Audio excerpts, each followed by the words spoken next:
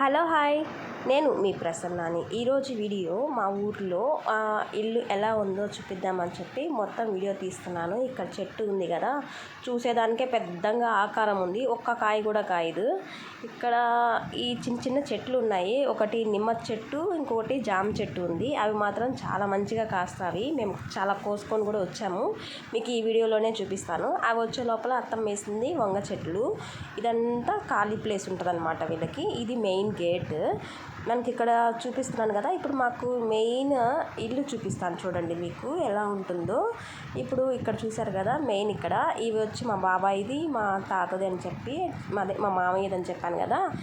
అలా వాళ్ళిద్దరు బండ్లు పెట్టుకున్నారు. ఇక్కడ చూసారు కదా వంగ చెట్లు అని చెప్పి దగ్గర చూపిస్తానని చెప్పి అలా పంపించాను. అక్కడే వంగ చెట్లు, ఆకుకూర చెట్లు కూడా వేసుకొని ఇంట్లోనే పండించుకుంటారనమాట మా అత్తమ్మ.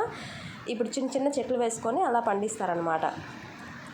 ఇక్కడ పొయ్యి పెట్టుకొని ఎప్పుడన్నా ఈవినింగ్ టైంలో అలాంటప్పుడు నీళ్లు కాచుకుంటారనమాట. ఇక్కడ చూడండి, వీళ్ళు కుర్చీలో కూర్చొని ఎలా మాట్లాడుకుంటూ ఉన్నారు. నలుగురు ఉంటే మాట్లాడుకుంటారు పాపం, లేకపోతే వాళ్ళిద్దరే కూర్చొని ఉంటారనమాట. ఇవి ఈ చెట్టుకి కాసిన నిమ్మకాయలన్నీ కోసుకున్నాం, ఊరికి ప్యాక్ చేసుకుందాం అని చెప్పి కోసేసాను. అక్కడ నేను జామకాయలు కూడా కోస్తున్నాను, మీకు కనపడే ఉంటాయి కదా. ఇక్కడ వీళ్ళు ఎవరి పాటికి వాళ్ళు ఫోన్ నొక్కుంటా ఉన్నారు చూడండి.